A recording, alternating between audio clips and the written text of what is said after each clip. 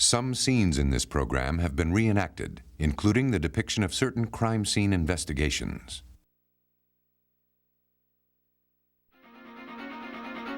Look at this. He's in here too.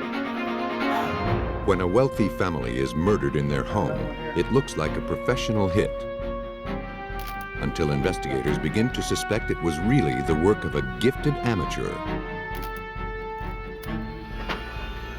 The investigation into the drowning death of a woman in Pennsylvania sends ripples out as far as North Carolina, where some dark secrets begin to surface.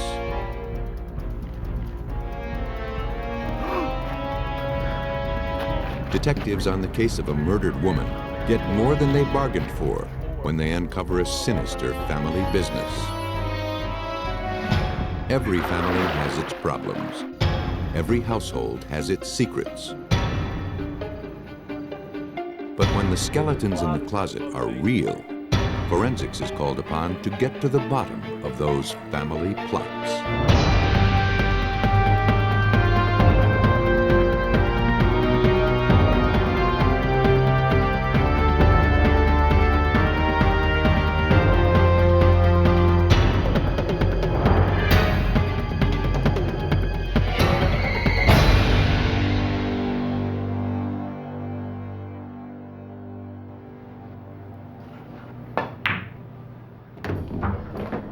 On Easter Sunday, 1992, the Ewell family was wrapping up a weekend getaway at their beach house.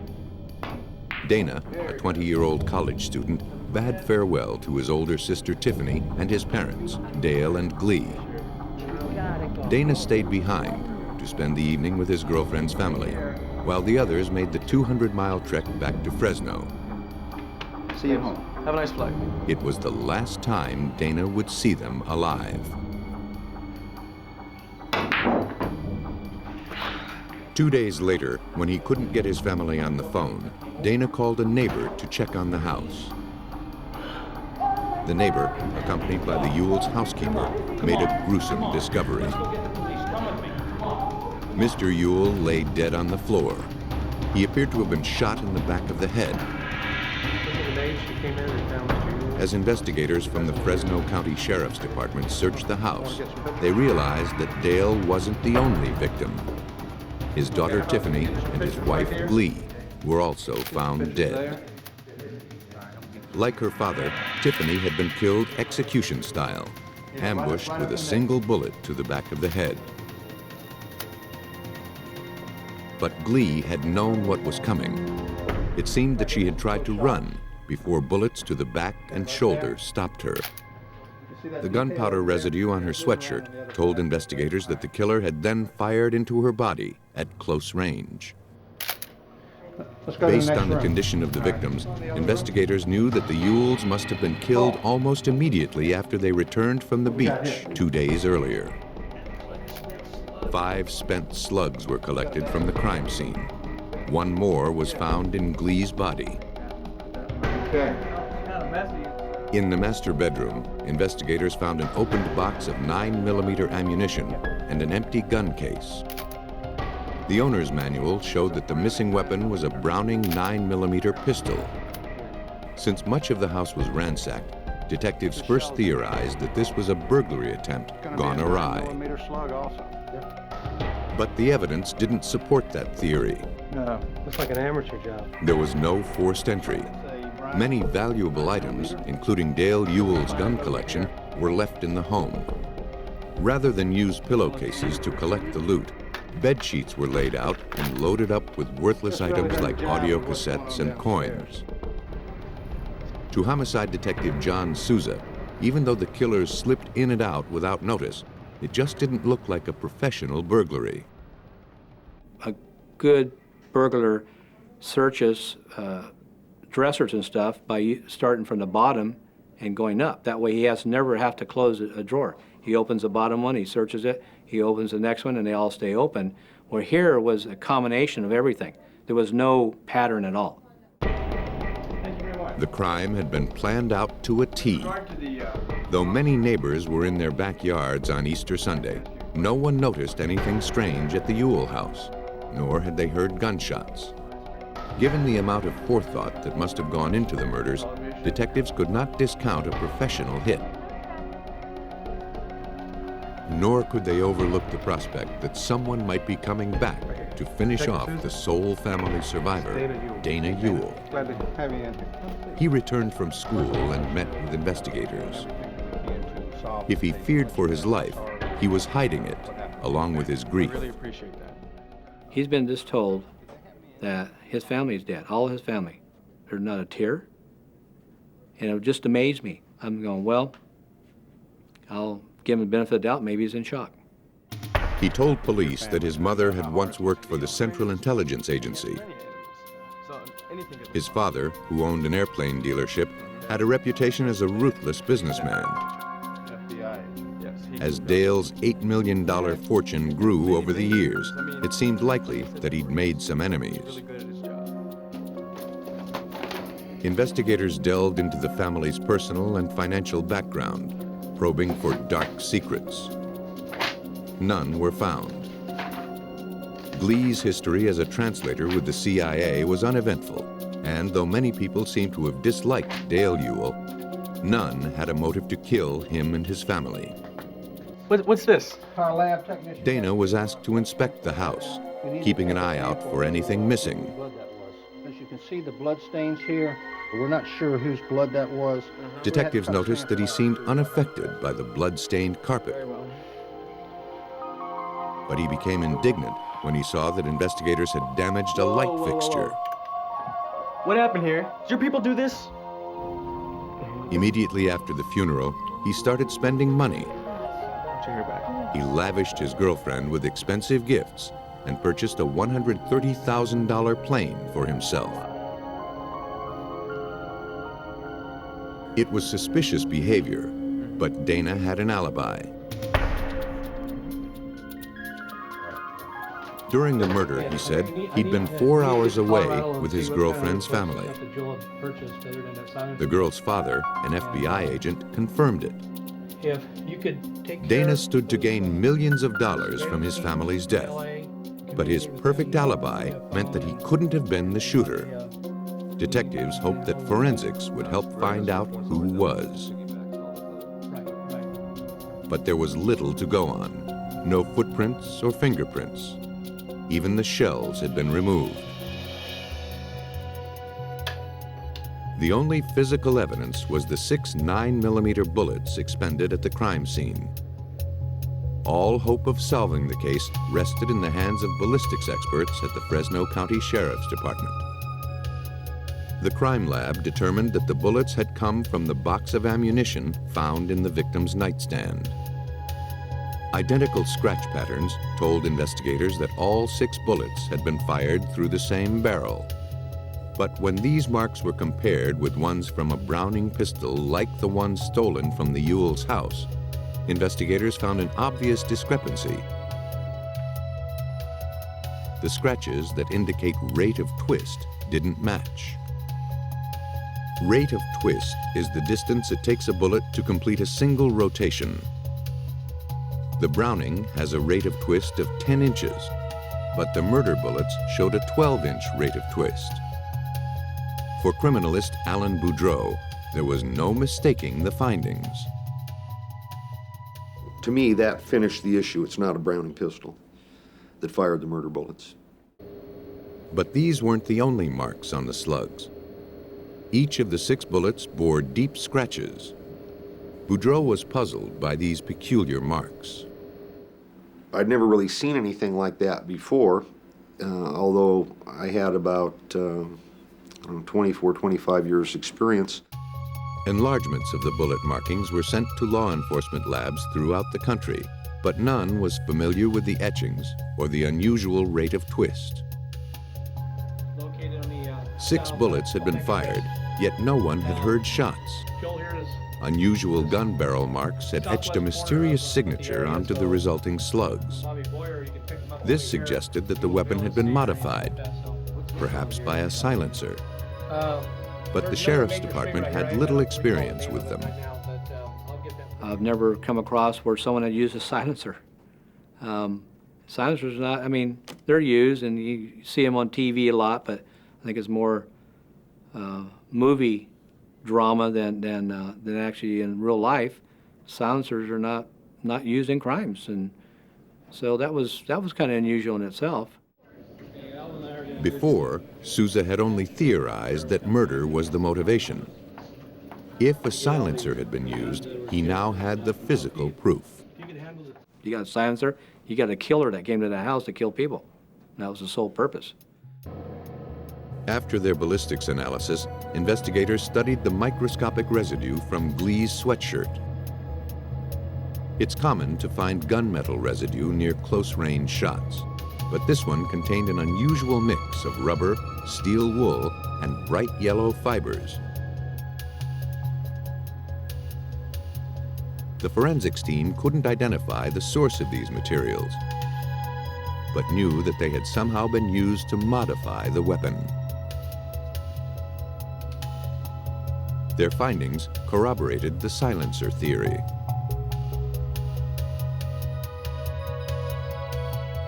They proved that on Easter night, someone had entered the Ewell home with a deadly agenda. He ransacked the house to make it look like a burglary and stole the victim's gun to throw detectives off track. But he had used ammunition he found in the home. And that meant the killer would have had to know there was a box of 9mm ammunition stashed in Dale Ewell's nightstand. Only a handful of people had intimate knowledge of the house, and 3 of them were dead.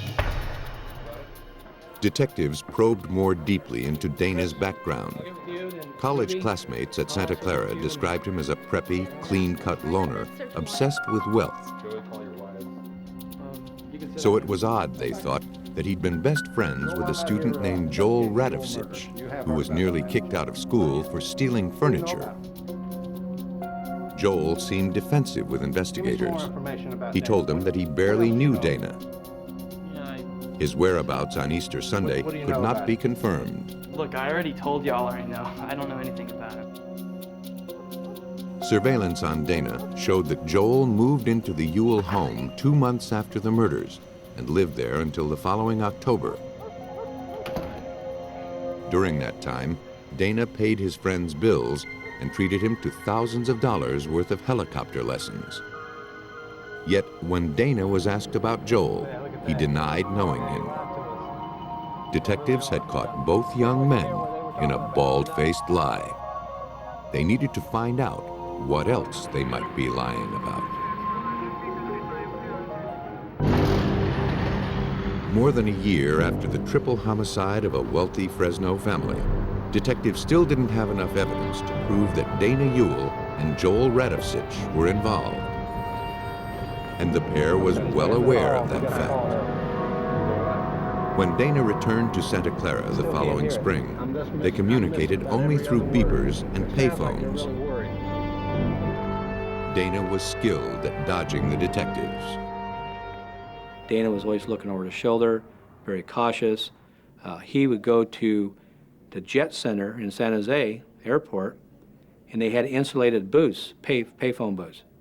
And most of the calls were from those. And you couldn't even stand outside the booth and hear what was being said. Joel wasn't as careful. He was overheard telling Dana that he was worried about what the investigators might have on them. Unfortunately, it wasn't enough to tie the young men to the murders. Investigators obtained a search warrant for a duplicate beeper so that they could monitor Joel's pages. Weeks passed without any suspicious calls. Find out who it is. Then, in October 1993, Joel got a page from a man detectives knew very little about. His name was Jack Ponce. Okay, there it is. He and Joel used to go target shooting together. Ponce admitted that just 11 days before the Ewell murders, he had purchased a Feather Industries 9mm semi-automatic rifle. He said he bought it to kill opossums. Detectives thought that was an odd choice of weapon, and when they asked to see it, Ponce said that the gun had been stolen. If investigators could somehow tie the missing rifle to the bullets and residue from the crime scene, they'd be able to connect Radovsich and Ewell to the triple homicide. Hans, realizing he was implicated in the murders, turned state's evidence. The magazine for it. He admitted that he'd purchased the rifle for Joel. Days later, Joel told Ponce he'd killed the Ewells and asked him to dispose of the weapon. Ponce threw it away. The murder weapon was gone, but another piece of the puzzle fell into place when investigators learned that Dana had purchased a book on how to build a homemade silencer. I purchased the same books that he had purchased, and brought them home, and of course I gave them to Alan Boudreau and says, make a silencer per this book. Boudreau built a silencer to the book's specifications. Among the materials were tennis balls and steel wool, consistent with the residue found on Glee Ewell's sweatshirt. But the real proof was in the firing. For that, they'd need the gun. After interviewing 90 firearms manufacturers worldwide, investigators discovered that the rare Feather Industries rifle is the only 9mm manufactured with a 12-inch rate of twist. Even though he didn't have Ponce's rifle, Boudreau could still perform tests on other weapons of the same model. He spent months tracking down 9mm Feathers with serial numbers close to the one registered to Ponce. The barrels of these guns would be nearly identical. Boudreau test-fired the weapons through sticky paper to trap any microscopic particles blown through the barrel.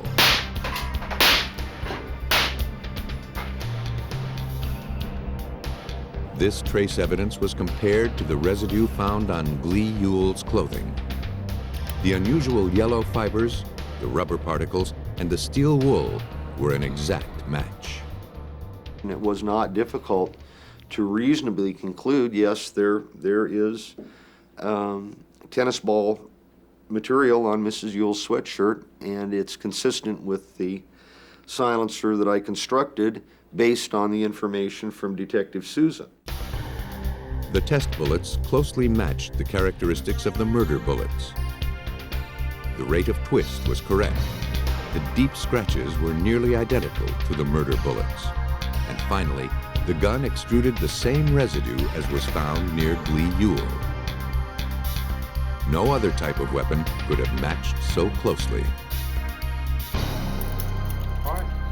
In March 1995, nearly 2 years after the murders, arrest warrants were obtained for Dana Ewell and Joel Radovsich. Here's the plan. Based on their extensive investigation, detectives had finally pieced together the whole story. Hungry for his father's fortune, Dana conspired with Joel a year in advance to shoot his family and make it look like a burglary. In exchange, Dana would split the $8 million inheritance with him.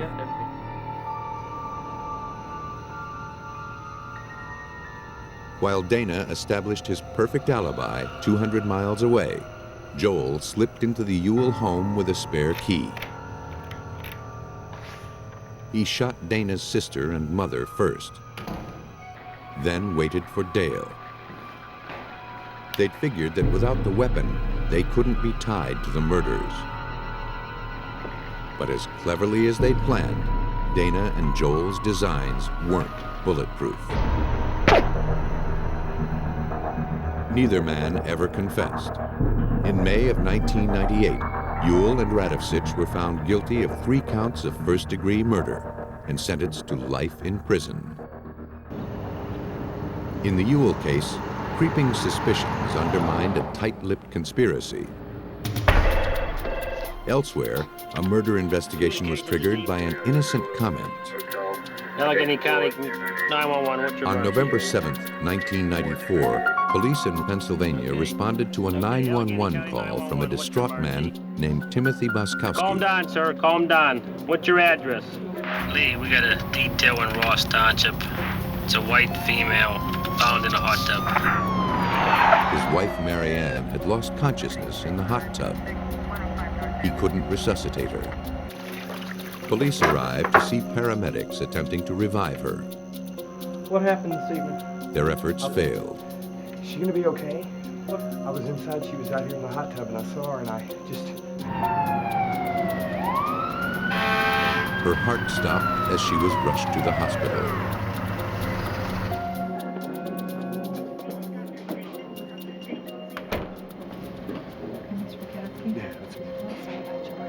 The 35-year-old woman was pronounced dead on arrival.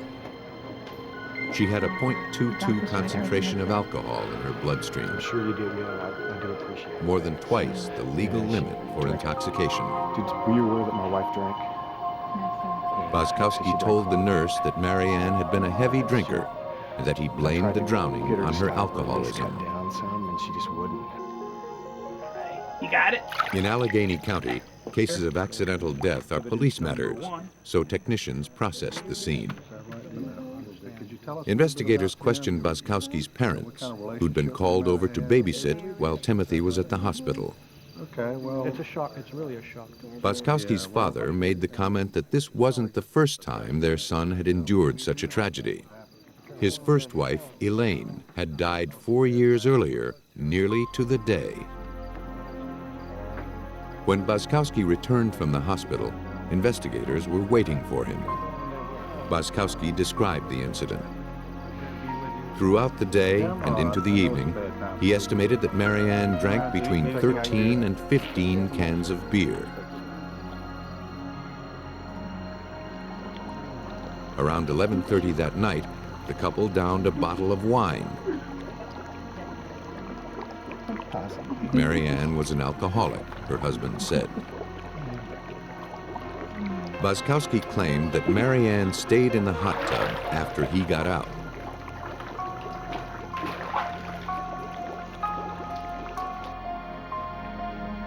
When he next saw her, he said, she was lying on her side in the water. Detectives searched the house. They found beer in the refrigerator and a bin of empty cans. But these cans were completely dry inside and had obviously been collected over several days.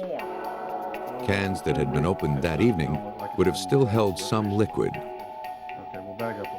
The evidence contradicted Boskowski's claim that Mary Ann had consumed beer after beer well into the evening.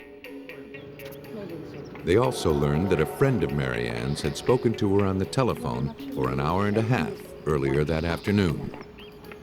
The friend said that Mary Ann didn't seem drunk. The more detectives learned, the more they suspected that Mrs. Boskowski's death was no accident, but a case of deadly déjà vu. If Mary Ann Boskowski was murdered in her hot tub, detectives in Pennsylvania had very little physical evidence to prove it. There was no sign of violence found in or around the tub. All they really had were some conflicting statements. Timothy Boskowski agreed to go down to the police station for further questioning. To Detective Jimmy Svedek, his exacting account seemed staged. One of the things, he was so consistent with his times, too consistent. 10 to 1, I did this. Mary Ann did this at 8 minutes to 1. 5 after 1, I was putting on my shoes. In this interview with you this afternoon, is that okay? Yeah. While Boskowski was relating his story, detectives observed a scratch on his neck. Could you tell me how you got that? My wife and I went on a cruise, and They asked him to remove his shirt. Take a look at that, sir. We may even want to take a picture of it. Also, Kobe, would On you, his back, they saw a pattern of scratches. Thank you. Boskowski explained that he and Mary Ann had been on a cruise recently.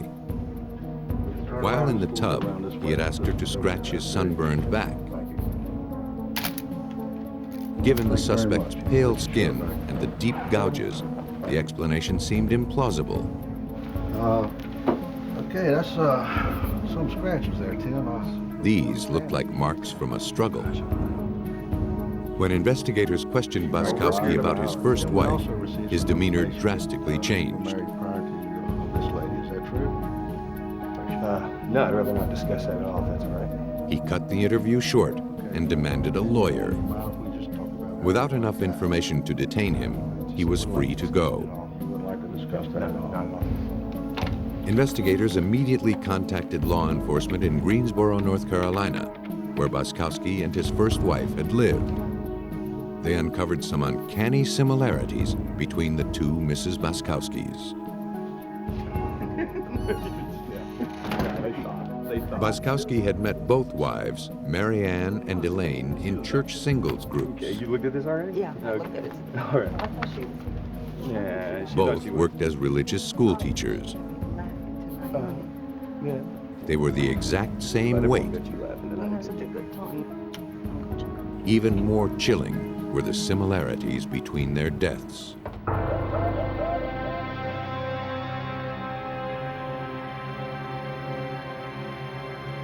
According to North Carolina police, Boskowski had called 911 on a Sunday night in November, just as he had done in Pennsylvania.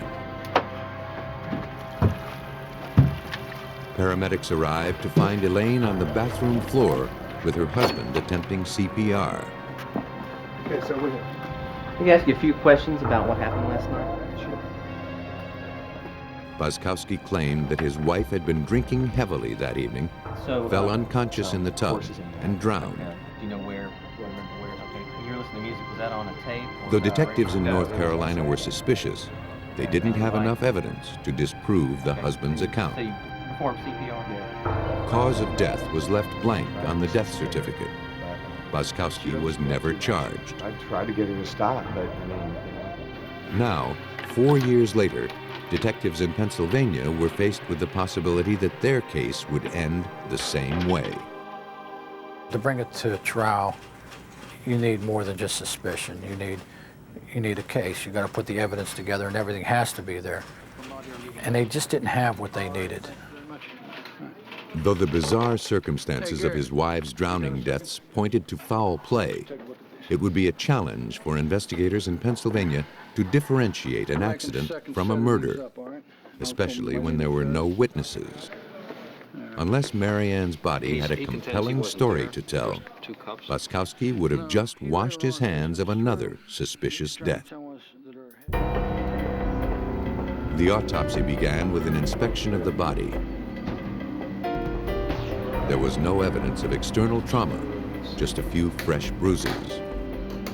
But the bruising wasn't enough to disprove Boskowski's story. The paramedics might have caused them. The body was next examined for signs of drowning. To Allegheny County Coroner Cyril Wett, it was evident that something had cut off Mary Ann's breathing, but it wasn't water.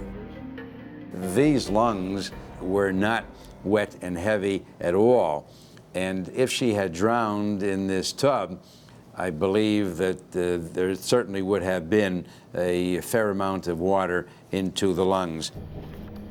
The victim had sustained hemorrhages in her eye and the back of her tongue. The muscle tissue of her neck had sustained deep bruising. All of these were telltale signs of death by strangulation. The coroner concluded that after a rough struggle, someone had wrapped his hands around the victim's neck and squeezed the life out of her. The findings in Pennsylvania caught the attention of John Butts, chief medical examiner of North Carolina. He wondered if Boskowski's first wife, Elaine, had also been asphyxiated 4 years earlier. The autopsy reports showed no indication that she was, but the original examiner might have missed the telltale signs, enabling Boskowski to get away with murder. Elaine's body had been long buried, but photographs remained. Investigators hoped they'd be enough to rectify a grave oversight. 4 years after Elaine Boskowski died in her bathroom, investigators in North Carolina finally had their chance to prove that she'd been murdered. Medical examiner John Butts noticed a strange mark on one of the photographs taken at her autopsy. One of the important pieces in the puzzle of this case involved some distinctive bruises that were present on Ms. Boskowski's lower chest, upper abdominal region. This was the set of linear or elongated bruises that are illustrated in this photograph.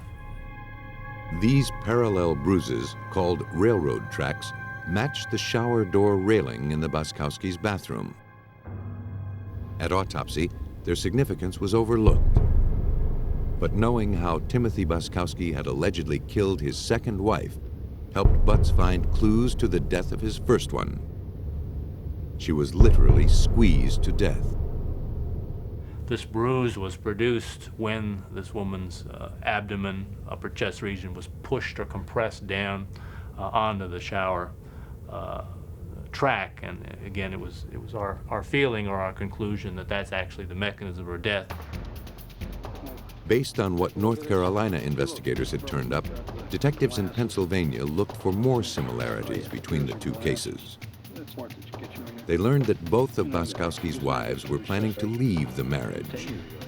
Neither had yet canceled their life insurance policies that named their husband as beneficiary. It seemed Boskowski felt that killing his wife would solve his financial and romantic problems.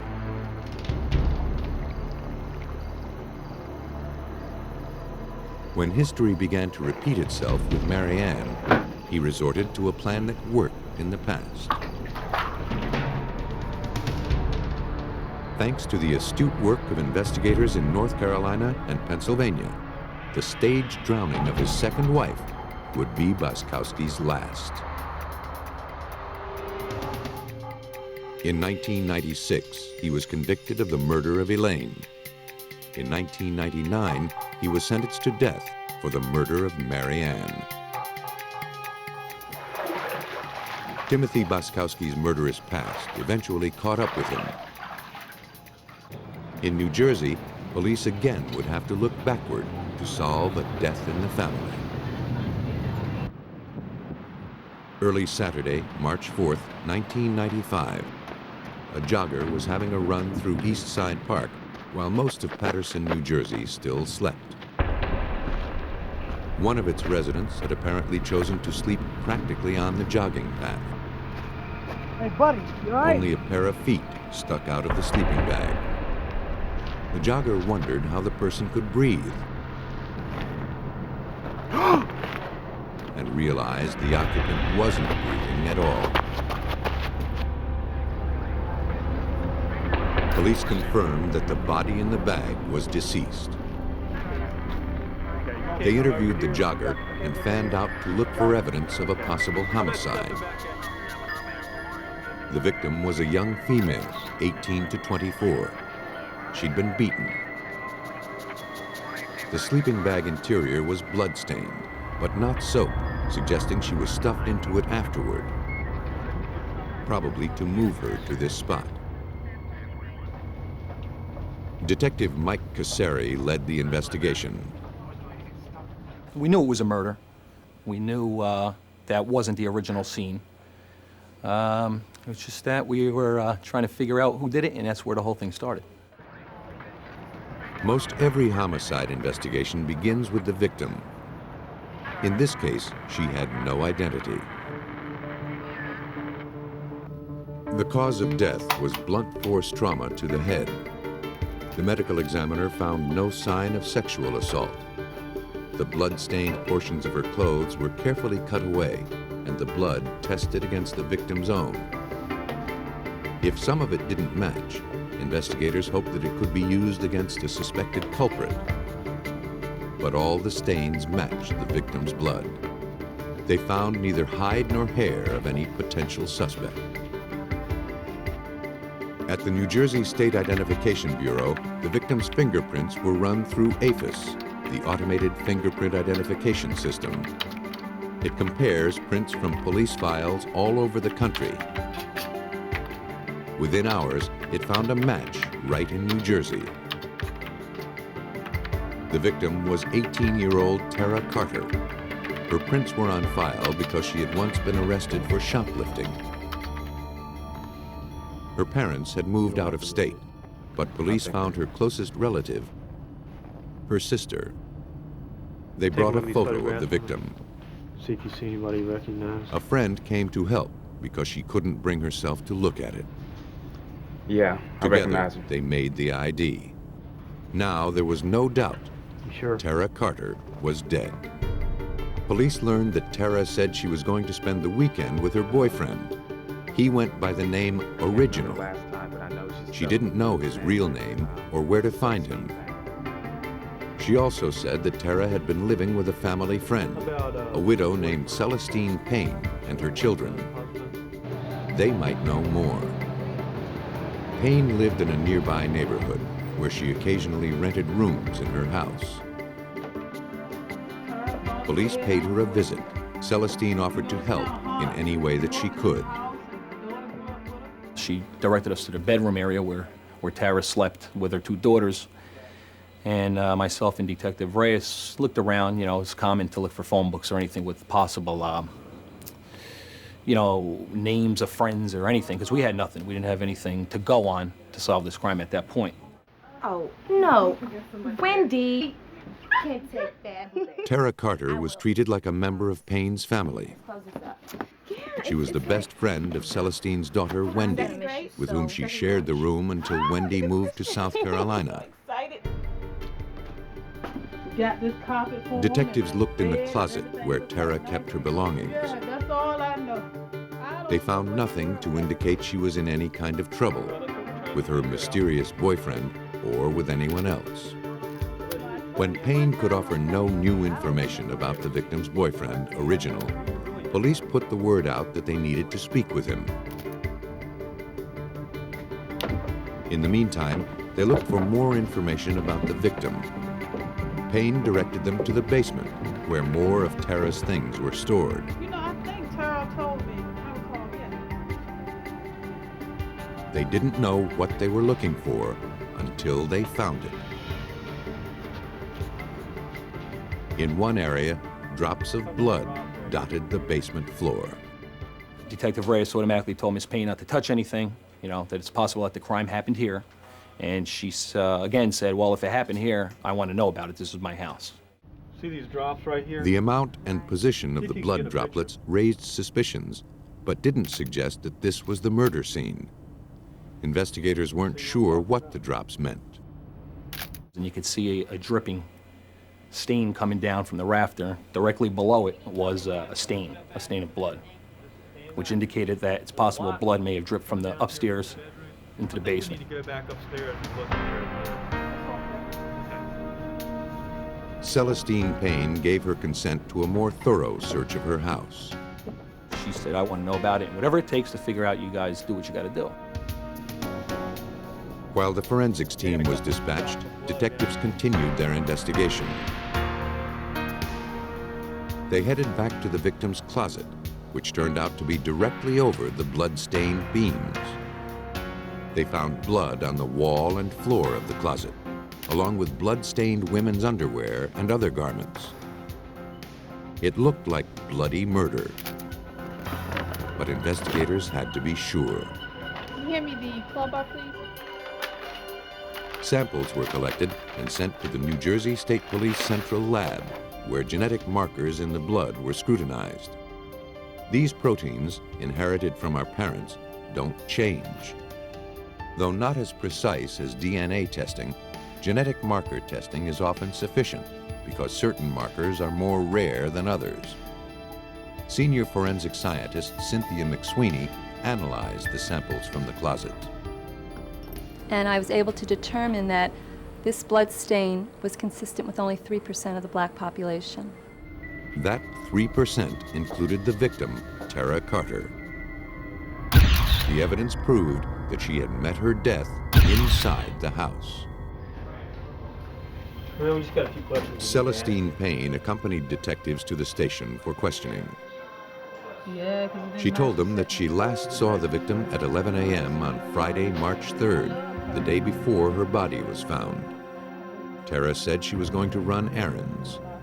Celestine and her son had errands of their own to run and were gone most of the day. How did he get out in the backyard? When Celestine returned, a man named Charlie Pincham was waiting on the porch. Pincham used to date Celestine's daughter, Wendy, before she moved away. And he was in the habit of stopping by Celestine's house and hanging out. She didn't know where he lived. Because he might have committed the crime while the Paynes were away, Charlie Pincham's name was added to the suspects list. While Celestine answered questions, investigators combed her house for more clues. Besides the bedroom closet, traces of blood were found in the kitchen. The drain pipes were removed and the traps emptied to see what might have accumulated there. Almost 100 articles of evidence from there, including blood drippings, swabbings. Took the sink apart and removed, later turned out to be skull fragments inside the sink trap, the toilet. There was some hair and matter found inside there. From there, the whole thing exploded. The investigation took off. By now, the victim's boyfriend, Original, heard police were looking for him and presented himself, along with an alibi. He was off the suspects list, at least for now. That left the equally mysterious Charlie Pincham and the grieving Celestine Payne. But detectives didn't know where Charlie Pincham was, and the forensic evidence didn't necessarily place Celestine Payne at the scene when the murder occurred. This wasn't the first time police had been to Payne's house. While reviewing the case, Detective Sergeant Ronald Humphrey remembered a prior incident. There was a guy stabbed maybe about a year and a half before that, Eugene Cooper. I remember Eugene living there, but I never got to interview him. He was in intensive care unit at the hospital on a stab wound, and we couldn't get to speak to him. Upon Cooper's release from the hospital, he refused to press charges and disappeared. Now, 18 months later, detectives tracked Eugene Cooper down to see if there was a connection. Cooper told them that while he lived in the house, Celestine wanted him to sign his life insurance policy over to her. He didn't do it, but let on that he had. Soon after, Charlie Pincham attacked him. He said that at the time he got stabbed, Charlie was the one that stabbed him, and Celestine Payne that put him up to it. Cooper didn't go to the police because he was frightened and wanted to put the whole ugly incident behind him. He picked out Pincham's photo from some mug shots. Because Cooper implicated him in this stabbing, it was more important than ever to locate him. Now that Eugene Cooper was talking, he had a lot more to say. And the case took another unexpected twist. He told police that Celestine had set several fires at her house for the insurance money. He also admitted that he helped Celestine move a body, but it wasn't the body of Tara Carter. Tara Carter had been found dead in a sleeping bag, and the investigation into her murder began to disclose other skeletons in Celestine Payne's closet. Hey, honey. According to Eugene Cooper, the death of Celestine's husband, Alfonso, years earlier, may not have been accidental. Prior to his death, Alfonso Payne had been suffering from severe hypertension and gout. He was being cared for by his wife, Celestine. In 1991, his body was found in a field across town. At the time, Alfonso's death was considered to be accidental, that he was doing drugs, wandered away, and collapsed.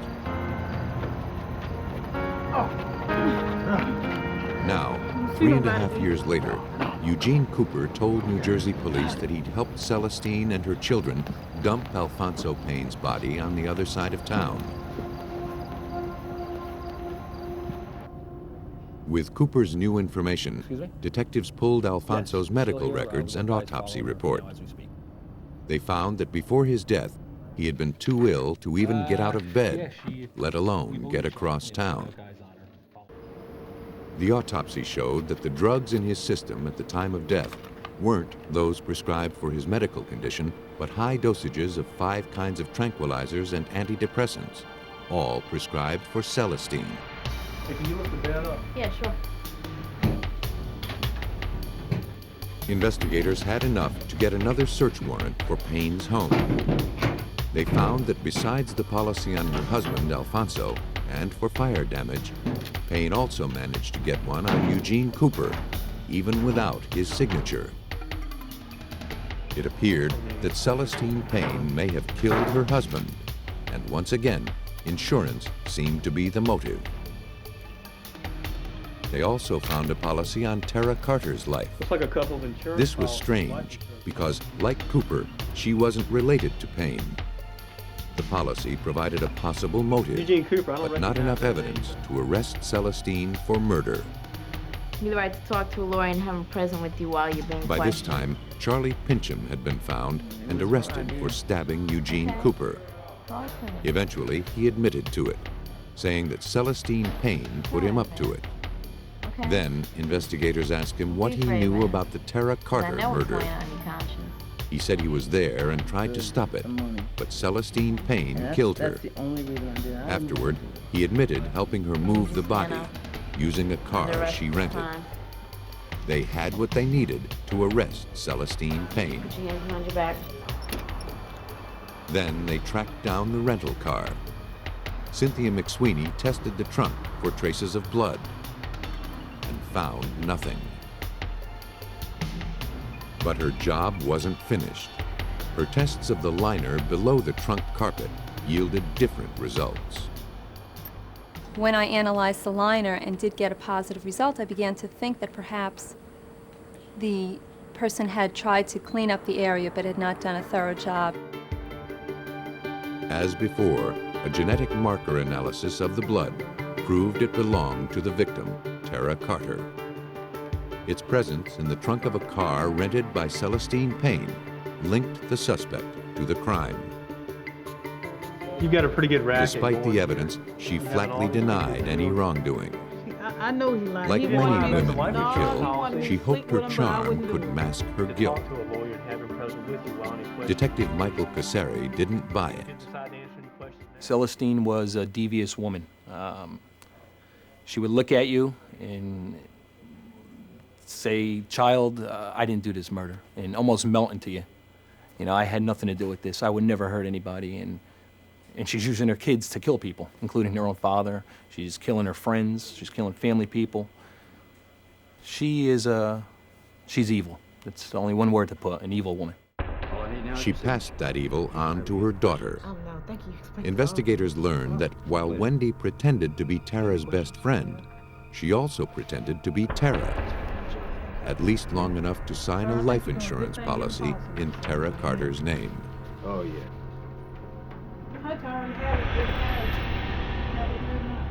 Once the policy was in effect, Tara Carter's days were numbered. The unwitting victim, lured into a false sense of security in Payne's home, was marked for death. You look pretty.